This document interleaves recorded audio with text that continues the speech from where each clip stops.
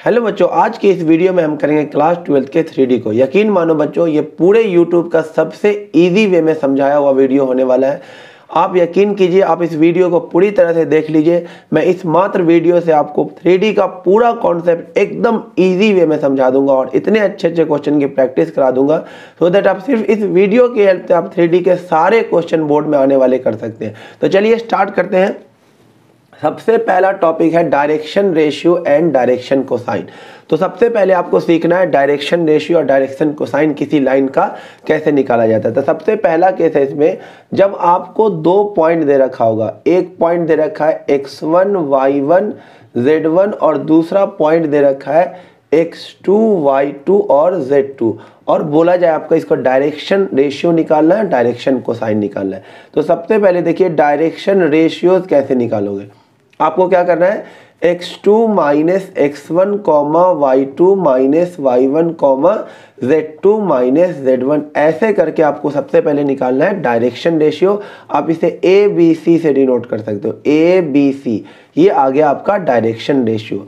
जब आपका direction ratio आ जाए तो डायरेक्शन कोसाइन कैसे निकालोगे, a अपॉन में under root of a square plus b square plus c square comma b upon में under root a square plus b square plus c square comma c upon में under root of a square plus b square plus c square. तो जब दो point दे रखा हो तो direction ratio और cosine आप इस तरह से आसानी से निकाल सकते हो। दूसरा केस देखिए बच्चों, जब आपको एज सच कोई वेक्टर दे रखा हो और आपसे डायरेक्शन रेशियो और डायरेक्शन कोसाइन पूछा जाए, तो जब एज सच एक वेक्टर दे रखा हो तो सबसे पहले आपको निकालना है डायरेक्शन रेशियो। क्या हो जाएगा, आई जे के का जो कोफिशिएंट होगा वही आपका डायरेक्शन रेशियो होगा, यानी कि 2, -2, 1, ये क्या आ जाएगा डायरेक्शन रेशियो। और उसके बाद डायरेक्शन कोसाइन कैसे निकालिएगा, 2 अपॉन में अंडर रूट ऑफ 2 का स्क्वायर 4 माइनस 2 का स्क्वायर 4 1 का स्क्वायर 1, यानी और दूसरा क्या आ जाएगा -2 अपॉन अंडर रूट 9 है यानी कि 3, 1 अपॉन में 3 यानी कि 2 अपॉन 3 कॉमा -2 अपॉन 3 1 अपॉन 3, ये हो जाएगा डायरेक्शन कोसाइन। तीसरा केस देखिए, जब आपसे पूछा जाए x एक्सिस, y एक्सिस और z एक्सिस का डायरेक्शन रेशियो या डायरेक्शन कोसाइन क्या होगा। तो x एक्सिस का डायरेक्शन रेशियो या डायरेक्शन कोसाइन सेम ही होता है। इसमें याद रखना 1 0 0 बहुत हेल्प करेगा क्वेश्चन करने में। y एक्सिस का डायरेक्शन रेशियो हो जाएगा 0, 1, 0 और z एक्सिस का डायरेक्शन रेशियो या कोसाइन हो जाएगा 0, 0, 1। अब बच्चों देखिए चौथा और सबसे इंपॉर्टेंट केस, यानी कि आपको किसी लाइन का x एक्सिस के साथ एंगल दे रखा होगा अल्फा, y एक्सिस के साथ एंगल दे रखा होगा बीटा और z एक्सिस के साथ एंगल दे रखा होगा गामा, और फिर आपसे पूछा जाए डायरेक्शन कोसाइन क्या होगा। तो याद रखना ये होगा cos alpha comma cos beta comma cos gamma. और इसमें जो रिलेशन है 2-3, इस पे हम बहुत अच्छे अच्छे क्वेश्चन की प्रैक्टिस करेंगे क्योंकि इससे क्वेश्चन आता ही आता है। एक रिलेशन आपको याद रखना है, cos square alpha plus cos square beta plus cos square gamma, ये किसके इक्वल होता है 1 के। और अगर साइन के फॉर्म में अगर हम लिखना चाहे तो क्या हो जाएगा,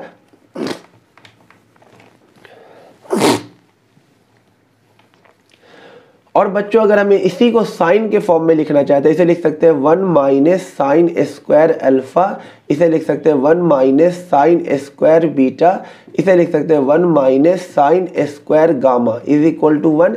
एक 1 से एक 1 कट जाएगा, बाकी माइनस उधर चला जाएगा, 1 + 1 क्या हो जाएगा 2, ये उधर चला जाएगा तो हो जाएगा sine square alpha plus sine square beta plus sign square gamma. तो याद रखना साइन के फॉर्म में तो 2 के इक्वल होता है और कॉस के फॉर्म में तो 1 के इक्वल होता है। एकदम अच्छे से इस रिजल्ट को याद।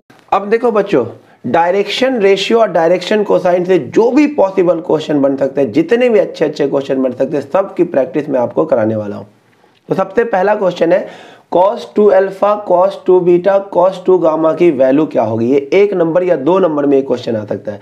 तो बच्चों हम जानते हैं cos 2 अल्फा को लिख सकते हैं, हम लिख सकते हैं cos 2 अल्फा को 2 cos स्क्वायर अल्फा -1, इसे लिख सकते हैं 2 cos स्क्वायर बीटा -1, इसे लिख सकते हैं 2 cos स्क्वायर गामा -1।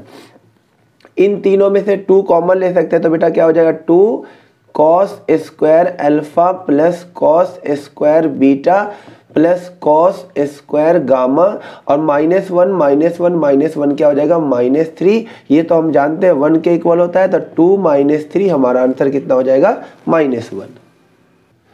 देखिए बच्चों, अब नेक्स्ट क्वेश्चन है, इसमें क्या बोला गया, a line make angle 90, 135 and 45 degree with X Y Z axis. तो इसका डायरेक्शन कोसाइन निकालना है। तो डायरेक्शन कोसाइन क्या हो जाएगा, कॉस अल्फा, ये हो गया अल्फा, ये हो गया बीटा, और ये क्या हो गया गामा। तो कॉस 90 और क्या हो जाएगा कॉस 135 और कॉस 45 की जो वैल्यू होगी यही इसका डायरेक्शन कोसाइन हो। कॉस 90 0, कॉस 135 को लिख सकते हैं हम कॉस 90 प्लस 45, और कॉस 90 प्लस थीटा क्या होता है माइनस का साइन थीटा, तो ये हो जाएगा -1/√2, और कॉस 45 कितना होता है 1/√2। तो डायरेक्शन कोसाइन क्या आ जाएगा बच्चों 0 -1/√2 1/√2, ये आपका आंसर होगा। अब बच्चों देखो नेक्स्ट कॉन्सेप्ट है, अगर दो लाइन है और दोनों का डायरेक्शन रेशियो दे रखा है, और अगर दोनों लाइन पैरेलल है, अगर L1 L2 के पैरेलल होगा तो याद रखना A1/A2 किसके इक्वल होगा, B1/B2 इक्वल टू C1/C2 होगा। अगर दोनों लाइन क्या है एक दूसरे के परपेंडिकुलर स्टार है, इसमें बहुत सारे क्वेश्चन अभी करके दिखाऊंगा। L1 अगर L2 के पैरेलल परपेंडिकुलर होगा तो क्या होगा A1 A2 plus B1 B2 plus C1 C2 किसके इक्वल होगा 0 के। अच्छे से याद रखना, अभी बहुत सारे क्वेश्चन अच्छे अच्छे करने वाले हैं। अब देखो बच्चों अगला टॉपिक है equation of line in 3D। याद रखना है तो बहुत सारे फॉर्म हो सकते हैं, लेकिन मैं तुम्हें सिर्फ एक फॉर्म से ही पूरे 3D के क्वेश्चन करवा दूंगा। लाइन का तुम्हें सिर्फ एक ही फॉर्मूला याद रखना है, और दूसरा तीसरा कोई फॉर्मूला याद करने की जरूरत ही नहीं पड़ेगी। इतने ढंग से समझा दूंगा, एक ही इक्वेशन से सारा क्वेश्चन सॉल्व होगा।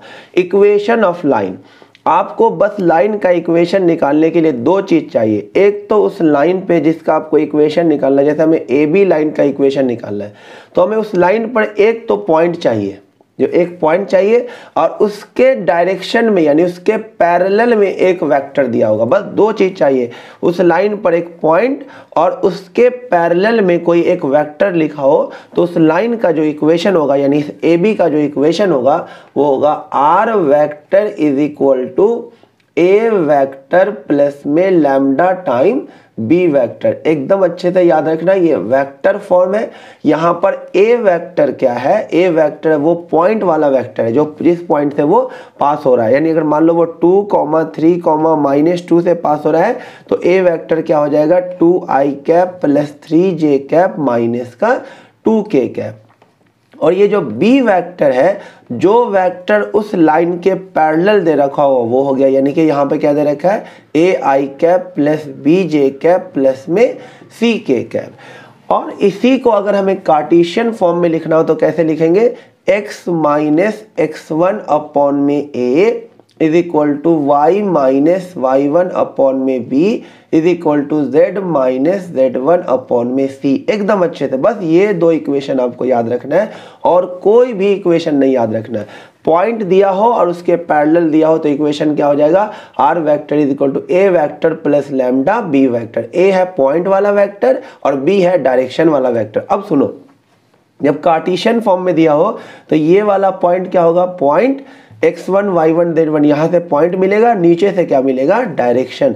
अभी मैं इसे कन्वर्ट करके भी दिखाऊंगा कि वेक्टर से कार्टेशियन में कैसे बदलेंगे, कार्टेशियन से वेक्टर में कैसे बदला जाएगा। देखिए बच्चों लाइन के इक्वेशन को इजी क्वेश्चन से पहले समझाता हूं, फिर अच्छे अच्छे क्वेश्चन लूंगा। Find equation of line passing through this and parallel to this. तो बच्चों साफ साफ दिख गया पासिंग थ्रू दिस, तो ये हो गया आपका ए वेक्टर, जिससे वो पास होगा वो आपका ए वेक्टर हो जाएगा, यानी कि आई cap minus J cap plus 2k cap, जिससे पास होगा उसे ले लेना ए वेक्टर। और जिसके पैरेलल दे रखा वो क्या हो जाएगा आपका बी वेक्टर। तो बी वेक्टर क्या हो जाएगा 2i cap minus 3j cap plus में 2k कैप। तो आपका इक्वेशन हो जाएगा R vector is equal to A vector plus lambda B vector. तो R vector is equal to A vector की जगह I cap minus J cap plus 2k cap plus lambda time 2i cap minus 3j cap plus 2k cap. अब रुक जाइए, ये तो आ गया vector form में, और इसी को बेटा अगर कन्वर्ट करना हो कार्टेशियन फॉर्म में तो कैसे करना, देखो इसी को करेंगे। आपको ये क्या हो गया पॉइंट, तो पॉइंट लिखाना है ऊपर, तो x माइनस 1 ये हो गया, और अपॉन में नीचे लिखना डायरेक्शन, डायरेक्शन यहाँ पे कितना डायरेक्शन रेशियो है 2। फिर क्या लिखना है y माइनस y1, तो y1 है -1, तो माइनस माइनस क्या हो जाएगा +1, अपॉन में डायरेक्शन, डायरेक्शन कितना है -3, नीचे वाला डायरेक्शन लिखाएगा यहाँ पे अब क्या हो जाएगा z माइनस z1 यानी कि -2, और अपॉन में नीचे लिखेंगे डायरेक्शन, डायरेक्शन रेशियो ऑफ जो पैरेलल वेक्टर वो नीचे लिखेंगे यानी क्या आ जाएगा 2। तो अब आपको क्या करना है, कार्टेशियन से वेक्टर में और वेक्टर से कार्टेशियन में कैसे बदलेंगे, देखिए जैसे ये दे रखा था, तो अब आपको क्या करना है, यहाँ पर वाला होगा पॉइंट और नीचे वाला क्या होगा डायरेक्शन। तो कार्टेशियन में नीचे लिखा जाता है डायरेक्शन और ऊपर लिखा जाता है पॉइंट, तो ऊपर पॉइंट लिखे, यहाँ पे पॉइंट है 1 माइनस 1 2, तो x माइनस 1 और नीचे लिखे यहाँ से direction 2 is equal to y minus minus क्या हो जाएगा 1 और नीचे लिखे डायरेक्शन -3 और इज इक्वल टू ये हो जाएगा z माइनस 2 और नीचे लिखे डायरेक्शन 2 हो गया। उसी तरह से अगर आपको इस फॉर्म में दे रखा हो तो उसे वेक्टर फॉर्म में कैसे कन्वर्ट करेंगे, जैसे देखिए एक कार्टेशियन फॉर्म में एक इक्वेशन दे रखा है x माइनस 3 अपॉन में 2 is equal to y plus 5 upon में 3 और z माइनस 4 अपॉन में -2। अब इसे हमें वेक्टर फॉर्म में अगर कन्वर्ट करना है तो ऊपर मिलेगा पॉइंट, तो ऊपर से ले लो पॉइंट वाला वेक्टर, यानी पॉइंट क्या हो जाएगा 3i कैप और ये प्लस है तो माइनस का 5j कैप अब, और ये हो जाएगा प्लस का 4k कैप। ये हो गया a वेक्टर, नीचे से मिलेगा डायरेक्शन, तो b वेक्टर किसके इक्वल हो जाएगा 2i कैप प्लस में 3j कैप माइनस का 2k कैप। तो इक्वेशन क्या हो जाएगा r vector is equal to a vector plus lambda time b vector, और फिर a वेक्टर और b वेक्टर को पुट कर देना। अब देखो बच्चों अच्छा क्वेश्चन कैसा बन सकता है, आपको ये वेक्टर दे रखा कार्टेशियन फॉर्म में, ऐसे बोलेगा वेक्टर फॉर्म में कन्वर्ट करो। देखो बच्चों ये स्टैंडर्ड फॉर्म में नहीं लिखा हुआ, स्टैंडर्ड फॉर्म क्या होता है x minus x1 upon a equal to y minus y1 upon b is equal to z minus z1 upon c। तो सबसे पहले इसे स्टैंडर्ड फॉर्म में कन्वर्ट करते हैं, तो x के कोफिशिएंट, y के कोफिशिएंट और z के कोफिशिएंट को क्या बनाना होगा 1 1 बनाना होगा। तो इसको 1 बनाने के लिए आपको न्यूमरेटर और डिनोमिनेटर को 2 से डिवाइड करना होगा, तो 2 से डिवाइड करिए ऊपर तो क्या आ जाएगा x माइनस 2 और नीचे भी 2 से डिवाइड कीजिए तो ये हो जाएगा 2। इसमें आपको -1 से डिवाइड करना होगा, ऊपर भी नीचे भी, इसे -1 से डिवाइड करेंगे तो y -1 और नीचे -1 से डिवाइड करेंगे तो -5। इसे आपको ऊपर नीचे दोनों क्या करना होगा 7 से डिवाइड करना होगा, तो ये क्या हो जाएगा z प्लस में 7 से डिवाइड करेंगे तो 2 और यहाँ 7 से डिवाइड करेंगे तो क्या आ जाएगा 3। अब ये स्टैंडर्ड फॉर्म में आ गया, तो अब ऊपर से निकाल लीजिए पॉइंट वेक्टर और नीचे से निकाल लीजिए डायरेक्शन वेक्टर। तो पॉइंट क्या हो जाएगा 2i कैप प्लस में j कैप और यहाँ पे प्लस का 2 है तो माइनस का 2k कैप आपको लिखना है, और डायरेक्शन नीचे से मिलेगा यानी कि 2i cap minus 5j cap plus 3k cap. तो हमारा वेक्टर इक्वेशन हो जाएगा r vector is equal to a vector plus lambda b vector, और फिर a और b की वैल्यू डाल देंगे। अब देखिए बच्चों अगर आपसे लाइन का इक्वेशन निकालने को बोले, जब 2 पॉइंट दे रखा बोला गया find equation of line passing through these 2 point, मैंने बोला आपको सिर्फ एक ही फॉर्मूला याद रखना है which is r vector is equal to a vector plus lambda b vector, जिसमें ये बताता है पॉइंट और ये क्या बताता है डायरेक्शन रेशियो। तो वो हम आसानी से निकाल सकते हैं। 2 पॉइंट दे रखा है, किसी एक को मान लो पॉइंट, तो हमारा a वेक्टर क्या हो जाएगा बच्चों, इसको मैंने मान लिया तो ये हो जाएगा 3i cap plus 4j cap minus 7k cap. अब बारी आती है डायरेक्शन निकालने की, तो मैंने स्टार्टिंग में ही बता दिया 2 पॉइंट दिया हो तो डायरेक्शन रेशियो कैसे निकाला जाता है, इसमें से इसको माइनस करके, तो हमारा डायरेक्शन रेशियो भी आ जाएगा। तो 1 में से 3 को माइनस कीजिए -2i कैप -1 -4 -5j कैप, इसमें से इसको माइनस करेंगे तो ये कितना हो जाएगा 13k कैप। ये बन गया हमारा equation r vector is equal to a vector plus lambda b vector, यानी r vector is equal to 3i cap plus 4j cap minus 7k cap plus lambda time -2i cap minus 5j cap plus 13 k cap. ये हमारा equation होगा। अब इसी को अगर हम Cartesian form में कन्वर्ट करना चाहे तो बहुत आसान, ऊपर लिखना है पॉइंट, नीचे लिखना है डायरेक्शन। तो x -3 और नीचे डायरेक्शन यानी -2 इज इक्वल टू y -4 अपॉन में डायरेक्शन यानी -5 is equal to z minus minus क्या हो जाएगा प्लस का 7 अपॉन में ये कितना हो जाएगा 13। ये हमारा इक्वेशन आ गया। देखो बच्चों नेक्स्ट क्वेश्चन बहुत ही प्यारा है। इसमें क्या बोला, find equation of line passing through this and parallel to, एक बार बोला इसके पैरेलल है, दूसरा क्वेश्चन है पैरेलल टू z एक्सिस। फिर से मैं वही बोलूंगा, लाइन का इक्वेशन लिखने के लिए मैं एक फॉर्मूले से दूसरे पे जाऊंगा ही नहीं। r vector is equal to a vector plus lambda time b vector, ये पॉइंट और ये रहा डायरेक्शन। तो पहला पार्ट करते हैं, पार्ट 1। पार्ट 1 में पॉइंट तो हमारे पास दे रखा है कितना, ये हो गया पॉइंट, तो ये हो जाएगा i cap plus 2j cap plus में 3k कैप।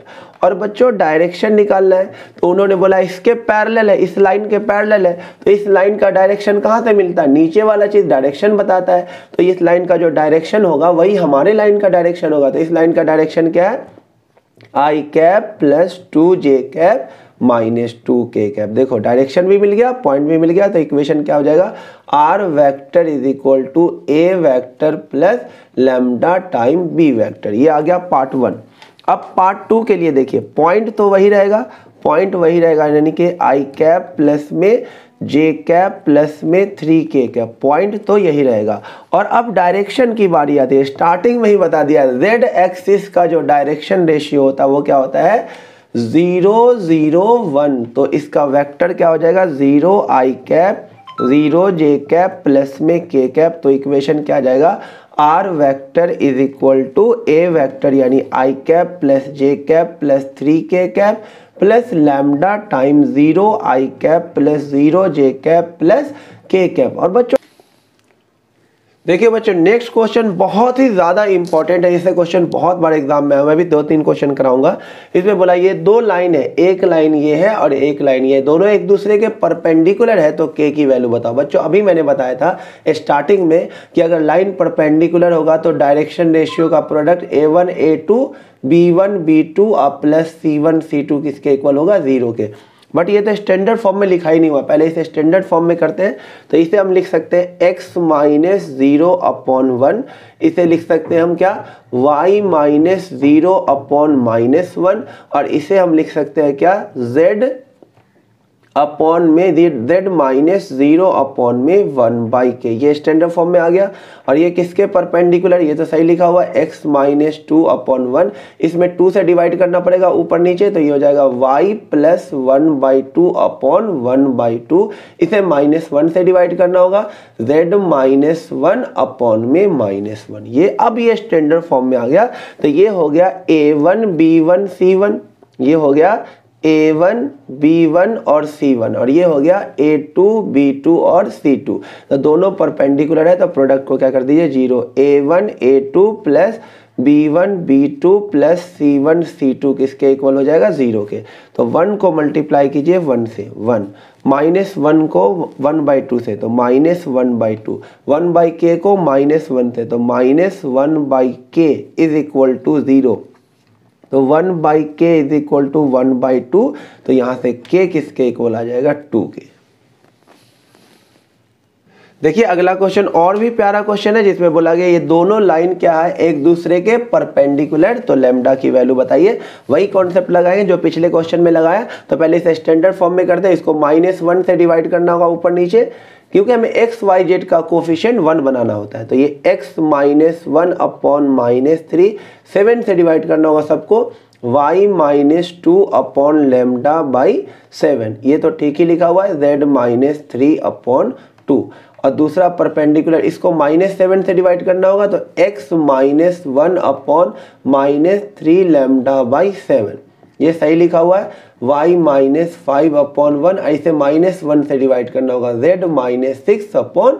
अब ये स्टैंडर्ड फॉर्म में आ गया, तो क्या कर देंगे a1 a2 plus b1 b2 plus c1 c2 किसके इक्वल हो जाएगा 0 के। इसको इससे मल्टीप्लाई करेंगे 9 लैम्डा बाई 7 इसको इससे मल्टीप्लाई करेंगे लैम्डा बाई 7, इसको इससे मल्टीप्लाई करेंगे माइनस का 10 इक्वल टू 0।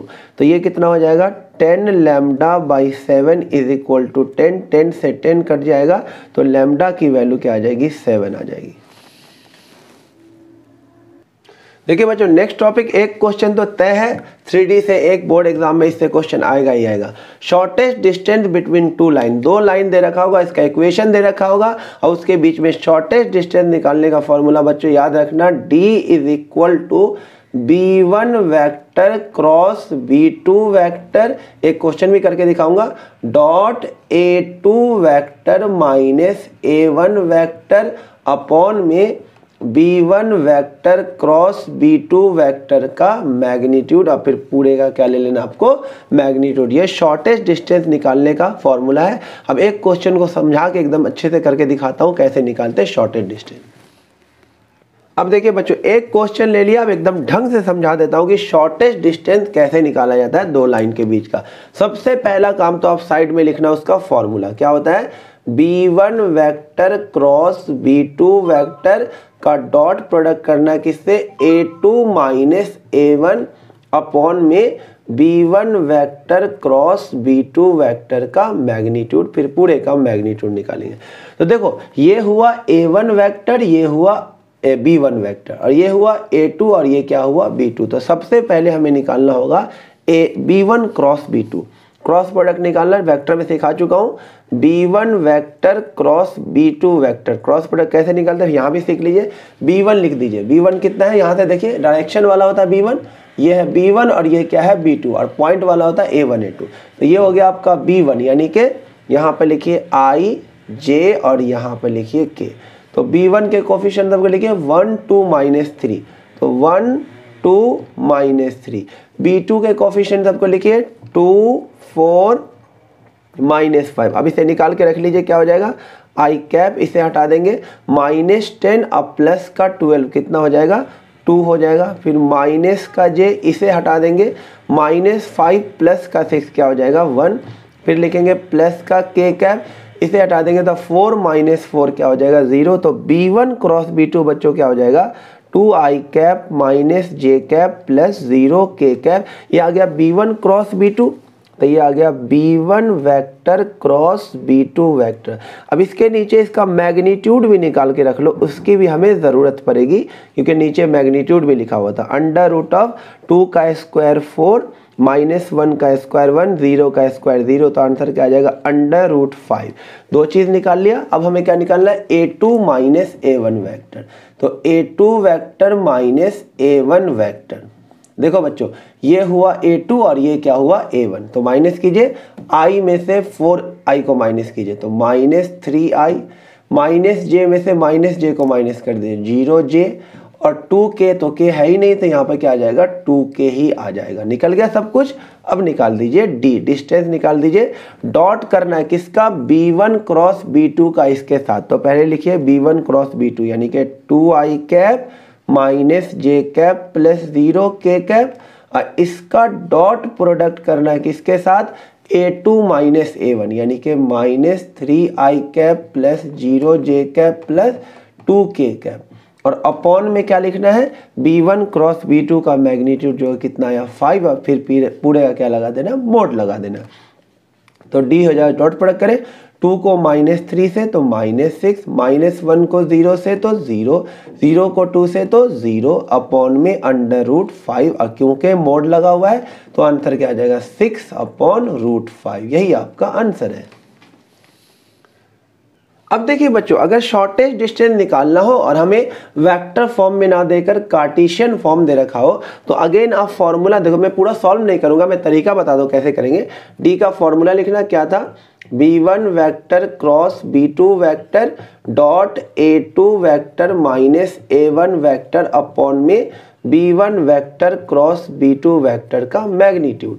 तो आप इसमें पहचानो, मैंने पहले सिखा दिया कैसे A1 A2 निकालेंगे। तो इसमें से निकाल लो A1 A2 A1 B1 और इसमें से निकाल लो A2 B2।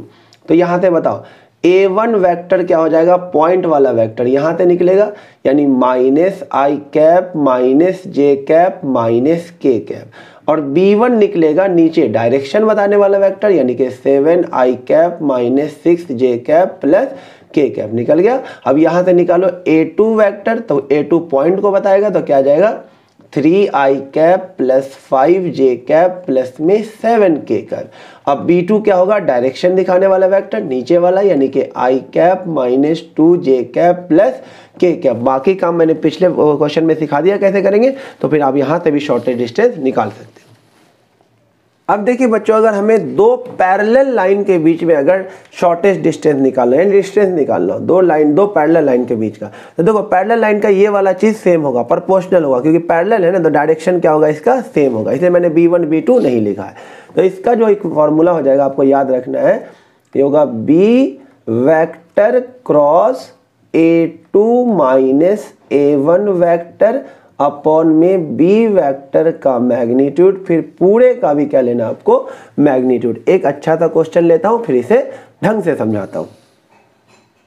तो देखिए बच्चों, अब आ गए ये दो पैरेलल लाइन है और इसके बीच में हमें डिस्टेंस निकालना। देखो कैसे पता चला पैरेलल लाइन है, गौर से देखिए इसका रेशियो कैसे है 1/2 1/2 1/2। तो इसमें से 2 बाहर ले लेंगे तो क्या आ जाएगा, ये हो जाएगा 2 म्यू और ये हो जाएगा 2i कैप 3j कैप अब प्लस में 6k कैप। हो गया, ये सेम बन गया एक जैसा। तो इसे आपको क्या लेना b, इसे हम कांस्टेंट इनटू कांस्टेंट, कोई नया कांस्टेंट लिख देंगे, लैम्डा या k कुछ भी लिख दो। तो ये हमारा हो गया इस बार b वेक्टर, और ये हो जाएगा a1 और ये क्या हो जाएगा a2। कुछ भी ना कुछ कॉमन हो जाएगा, कॉमन लेकर एक जैसा बना लेना, और जो एक जैसा बनेगा वही आपका b वेक्टर हो जाएगा। तो b वेक्टर हमारा कितना हो गया 2i cap plus 3j cap plus 6k cap, और ये हो गया a1 क्या हो जाएगा आपका i cap plus 2j cap minus 4k cap, और a2 क्या हो जाएगा ये नीचे वाले का पॉइंट, यानी कि 3i cap plus 3j cap minus 5k cap आ गया। अब हमें डिस्टेंस निकालना है। डिस्टेंस का फॉर्मूला पहले लिख लीजिए, क्या होता है b vector cross a2 minus a1 upon में b वेक्टर के का मैग्नीट्यूड, पूरे का भी मैग्नीट्यूड। अब आप सबसे पहले क्या निकालो a2 माइनस a1। तो देखो a2 vector minus a1 vector क्या आ जाएगा, 2 में से a को माइनस करो, यानी कि 2i कैप, ये हो जाएगा 2i कैप, इसमें से इसको माइनस करो प्लस j कैप, और इसमें से इसको माइनस करो माइनस का k कैप, ये हो गया। अब उसका क्रॉस करना किसके साथ, b के साथ, यानी b cross a2 minus a1। तो आपको क्या करना, क्रॉस प्रोडक्ट, यहाँ पे i लिखेंगे, यहाँ पे j और यहाँ पे लिखेंगे k। पहले b का कोफिशिएंट हम लिखे 2 3 6। अब कोफिशिएंट लिखे a2 माइनस a1 का 2 1 माइनस 1 2 1 माइनस 1, और क्रॉस प्रोडक्ट निकाले, i को इधर लिखेंगे, ये गायब करेंगे, -3 माइनस 6 माइनस का 9, फिर माइनस का j कैप लिखेंगे, ये हटा देंगे, 2 इंटू -1 तो -2 माइनस 12 माइनस का 14, और फिर प्लस में क्या लिखेंगे k कैप, इसे हटा देंगे, 2 माइनस 6 क्या आ जाएगा माइनस का 4, यानी यहाँ से आ जाएगा माइनस का 9i कैप प्लस का 14j कैप माइनस का 4k कैप, ये आ गया।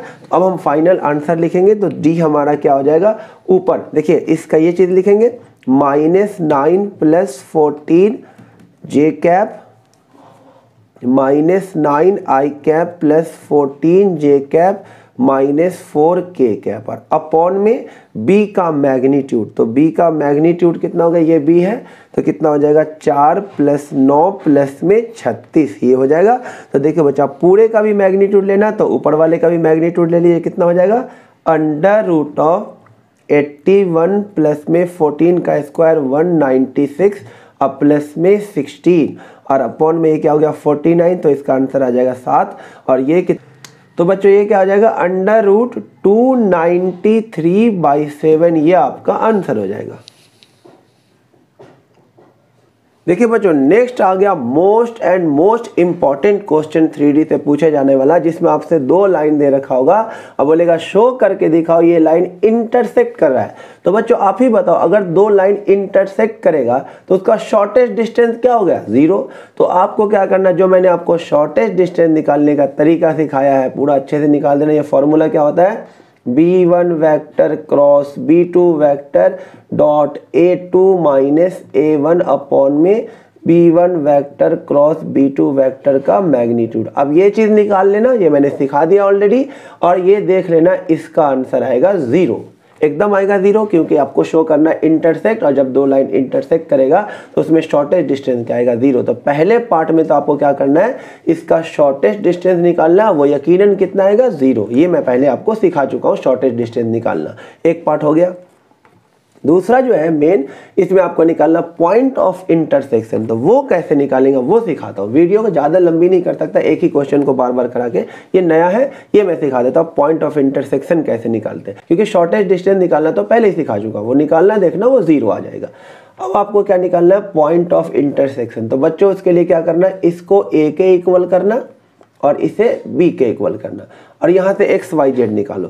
तो देखो बेटा, यहाँ से जब इसको a के इक्वल करोगे तो पहले लाइन से x की वैल्यू कितनी हो जाएगी, 3a माइनस 1, कितनी हो जाएगी 3a माइनस 1, और y की वैल्यू क्या हो जाएगी 5a माइनस 3, 5a माइनस 3, और z की वैल्यू क्या हो जाएगी 7a माइनस 5, 7a माइनस 5। ये हो गया फर्स्ट वाले लाइन से एक्स वाई जेड। सेकेंड वाले लाइन से एक्स वाई जेड की वैल्यू निकालें, ये हो जाएगा b प्लस 2, और यहाँ से y की वैल्यू क्या हो जाएगी 3b प्लस 4, 3b प्लस में 4, और यहाँ से z की वैल्यू क्या हो जाएगी 5b प्लस में 6। अब क्या करना आपको, x वाले को x के साथ इक्वेट कर देना है, यानी कि 3a माइनस 1 को b प्लस 2 के इक्वल करना है। तो यहाँ से एक इक्वेशन मिलेगा आपको, 3a minus b is equal to 3, equation number 1। y वाले को y के इक्वल कर देना है, यानी कि 5a minus 3 is equal to 3b plus में 4, और यहाँ से दूसरा इक्वेशन मिलेगा 5a minus 3b is equal to क्या हो जाएगा 7, इक्वेशन 2। अब इसे एलिमिनेशन कर देंगे, इसको 5 का मल्टीप्लाई, इसको 3 का मल्टीप्लाई, और a और b निकालेंगे। देखो कैसे आ जाएगा, ये हो जाएगा 15a minus 5b is equal to 15, 3 से मल्टीप्लाई करेंगे 15a minus 9b is equal to 21। Sign change कर देंगे, ये कट गया बेटा, ये हो जाएगा कितना, ये प्लस का है तो ये हो जाएगा 4b इज इक्वल टू कितना हो जाएगा, ये 6 हो जाएगा। तो b की वैल्यू कितनी हो जाएगी 3/2। बस a को निकालने की ज़रूरत भी नहीं है, b आ गया, यहाँ पुट कर दो, आपका पॉइंट आ जाएगा, पॉइंट ऑफ इंटरसेक्शन। a आ जाता तो यहाँ पुट कर दे तो पॉइंट ऑफ इंटरसेक्शन आ जाता, b आ गया, यहाँ पुट कर दो, पॉइंट ऑफ इंटरसेक्शन आ जाएगा। तो 3/2 प्लस 2 कितना हो जाएगा 7/2, कॉमा यहाँ डालेंगे तो क्या है 9/2 और प्लस में 4, तो कितना हो जाएगा 17/2। यहाँ डालेंगे तो कितना हो जाएगा 15/2, 15 और 6 के 21/2। ये आ गया आपका पॉइंट ऑफ इंटरसेक्शन। नेक्स्ट देखिए बच्चों, 5 स्टार क्वेश्चन है, इमेज वाला क्वेश्चन। इसको ऐसे समझते हैं, इमेज वाला क्वेश्चन काफी फेमस क्वेश्चन है। आपको इमेज निकालना है इस पॉइंट का, इस लाइन में, काफी 5 नंबर में आने वाला क्वेश्चन है। तो देखो क्या तरीका होता है इमेज निकालने का। इमेज के साथ साथ फुट ऑफ परपेंडिकुलर भी निकालना सिखा दिया जाएगा। तो आपको एक लाइन दे रखा है, गौर से देखिए, जिसका ये इक्वेशन दे रखा है, और इस पर एक पॉइंट का आपको इमेज निकालना है। ये मान लो ऑब्जेक्ट है 2 -1 5 पे, और इसका हमें क्या निकालना है, इमेज निकालना है। तो इमेज तो हम बाद में निकालेंगे, पहले हम इसका निकालेंगे फुट ऑफ परपेंडिकुलर, उसके बाद इमेज निकल जाएगी। ये डिस्टेंस और ये डिस्टेंस क्या होगा इक्वल। इमेज हम बाद में निकालेंगे, पहले हम क्या निकालेंगे फुट ऑफ परपेंडिकुलर, जिसे हम n से डिनोट करेंगे। n होगा फुट ऑफ परपेंडिकुलर, उसके बाद इमेज बहुत आसानी से निकल जाता है। देखो ये क्वेश्चन भी है, कभी कभी इमेज ना पूछ के आपसे फुट ऑफ परपेंडिकुलर पूछेगा, तो फुट ऑफ परपेंडिकुलर सबसे पहले निकालना होगा। तो फुट ऑफ परपेंडिकुलर के लिए आपको यहाँ पे इस लाइन का जनरल पॉइंट लिखना होगा। तो लाइन का हम जनरल पॉइंट यहाँ इक्वल टू k करके लिख देंगे। तो यहाँ से बताइए x की वैल्यू क्या हो जाएगी 10k प्लस 11। तो यहाँ पर जनरल पॉइंट लिख दीजिए 10k प्लस में 11। y कितना हो जाएगा -4k -2, और z क्या हो जाएगा -11k -8, -11k -8। ये n का जनरल पॉइंट आ गया। अब इस लाइन का डायरेक्शन रेशियो देखिए, इस लाइन का डायरेक्शन रेशियो कितना है 10 -4 और -11। अब इस Pn का, ये ओ की नहीं P ले लो, इसको P ले लेते हैं, तो हम क्या निकाल लेते हैं, direction ratio of Pn। Pn का डायरेक्शन रेशियो 2 पॉइंट दिया होता है, तो मैंने स्टार्टिंग में बता दिया डायरेक्शन रेशियो कैसे निकालते हैं, माइनस कर करके। तो इसमें से 2 को माइनस करो, ये कितना हो जाएगा, 10k + 9 हो जाएगा। 2 माइनस करेंगे तो इसमें से इसको माइनस करोगे तो -4k और -2 और ये प्लस का -1 हो जाएगा। इसमें से इसको माइनस करेंगे तो -11k और -13 हो जाएगा। ये हमने Pn का डायरेक्शन रेशियो निकाल लिया। अब लिखिए direction ratio of given line. Line का डायरेक्शन रेशियो क्या है, 10 -4 -11। और अब साफ साफ देख रहे हैं Pn और लाइन एक दूसरे के क्या, perpendicular. Pn perpendicular to line, तो इसमें कौन सा कंडीशन लग जाएगा, a1 a2 + b1 b2 + c1 c2 = 0, यानी दोनों के डायरेक्शन रेशियो का प्रोडक्ट का सम 0 करें। इसको 10 से मल्टीप्लाई करें, कितना हो जाएगा, 100k और 10 को इससे करेंगे तो ये आ जाएगा 90। इसको -4 से करें तो ये हो जाएगा 16k और प्लस का 4। इसको 11 से करें तो ये हो जाएगा प्लस का 121k और इसको करेंगे तो क्या आ जाएगा, 143 आ जाएगा, =0 कर दिया। k देखिए कि अब देखिए बच्चों क्या आ जाएगा, 100k 16k 121k क्या आ जाएगा, 237k 94 और 143, ये क्या आ जाएगा, 237 = 0। तो k की वैल्यू आ गई बच्चों -1, k -1 आ गया। तो बच्चों हमारा k आ गया। अब k आ जाएगा तो फुट ऑफ परपेंडिकुलर आसानी से आ जाएगा, n आ जाएगा। n आ गया कितना, k की जगह -1 डाले तो -10 + 11 क्या आ जाएगा, 1। यहाँ -1 डाले तो +4 - 2 कितना आ जाएगा, 2। और यहाँ पर -1 डाले तो 11 - 8 कितना आ गया, 3। तो फुट ऑफ परपेंडिकुलर आ गया हमारा 1 2 3। अब इसे मिटा दीजिए, फुट ऑफ परपेंडिकुलर क्या आ गया, 1, 2, 3। बच्चों यहाँ तक समझ में आ गया। अब हम निकालेंगे इमेज। देखो अब ये एक क्वेश्चन हो गया, फुट ऑफ परपेंडिकुलर एक क्वेश्चन है, कभी कभी 3 क्वेश्चन बन जाएगा। आपसे बोलेगा फुट ऑफ परपेंडिकुलर तो यहीं तक करना, फिर बोले लेंथ ऑफ परपेंडिकुलर तो डिस्टेंस फॉर्मूले से लेंथ निकाल लेना। अब तीसरा पूछा इमेज, तो इमेज आप कैसे निकालोगे, देखो इमेज ये तो मिड पॉइंट होगा ना इमेज का, ये फुट ऑफ परपेंडिकुलर होगा ऑब्जेक्ट और इमेज का मिड पॉइंट होगा।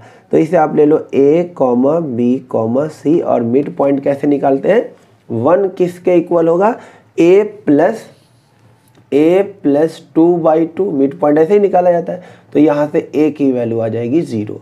ये बताइए 2 किसके इक्वल हो जाएगा, ये इसका मिड पॉइंट हो जाएगा b - 1/2, तो यहाँ से b की वैल्यू हो जाएगी 5। और 3 किसके इक्वल होगा, क्योंकि ये मिड पॉइंट है तो c + 5/2, तो यहाँ से c की वैल्यू आ जाएगी 1। तो आपका इमेज कितना हो जाएगा, 0, 5, 1। ये आ गया आंसर। अब देखिए बच्चों इस वीडियो का लास्ट क्वेश्चन, 3D कंप्लीट, पूरी तरह से 3D को अच्छे से करा दिया, एक भी एस्पेक्ट को छोड़ा नहीं गया, सब कुछ को ढंग से बताएगा। अब लास्ट है, इनफाइनाइट स्टार क्वेश्चन है, कम से कम 10 बार आया होगा ये क्वेश्चन।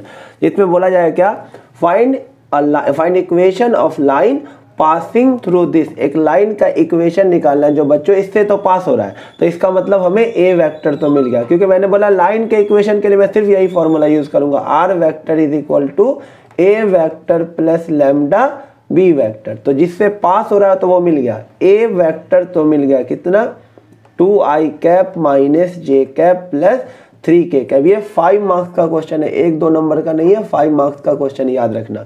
तो ए वेक्टर मिल गया।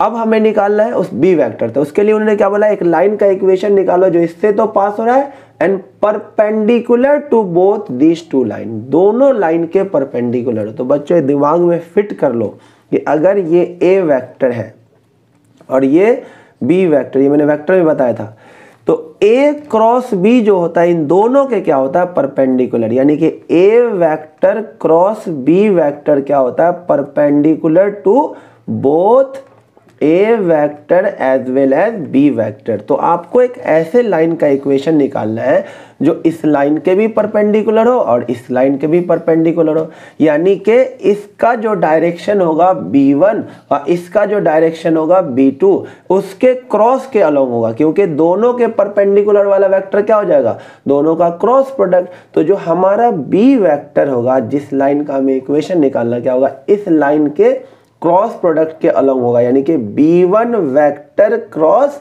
b2 के अलोंग होगा। तभी तो देखिए b1 क्रॉस b2 के अलोंग जो लाइन होगा वो b1 के भी परपेंडिकुलर होगा और b2 के भी परपेंडिकुलर होगा। तो आपको सीधे सीधे क्या निकाल लेना, b1 क्रॉस b2। तो आपका b वेक्टर आ जाएगा b1 क्रॉस b2। तो ये क्या आ जाएगा, देखिए i कैप j कैप और k कैप लिखना। b1 का कोफिशिएंट 2 -2 1 और b2 का कोफिशिएंट 1 2 2। अब इसे निकाल लो, आपका b वेक्टर भी आ गया। तो ये आ गया i कैप, ये हो जाएगा कितना, -4 -2 -6 j कैप 4 -1, ये हो जाएगा 3। अब प्लस का k कैप, ये हो जाएगा 4 + 2 कितना हो जाएगा 6, यानी आपका b वेक्टर आ जाएगा -6 i cap -3 j cap +6 k cap. तो रिक्वायर्ड लाइन क्या हो जाएगा, r vector is equal to a vector, यानी 2i cap -j cap +3 k cap अब plus lambda time b vector, यानी कि -6i cap -3 j cap +6 k cap. अब इसमें से बच्चों कुछ कॉमन हो रहा है, 2i cap -j cap +3 k cap. अब प्लस में इसमें से 2 कॉमन हो रहा है, या फिर आप 2 नहीं -3 कॉमन हो रहा है। तो अब -3 कॉमन ले लें, तो ये हो जाएगा -3 लैम्डा और यहाँ पे आ जाएगा 2i कैप प्लस में j कैप माइनस का 2k कैप। ये कांस्टेंट एक नया कांस्टेंट म्यू लिख दे, ये आ गया r vector is equal to 2i cap -j cap +3k cap. अब प्लस में mu time 2i cap +j cap -2k cap. बच्चों यही आपका रिक्वायर्ड लाइन का इक्वेशन है।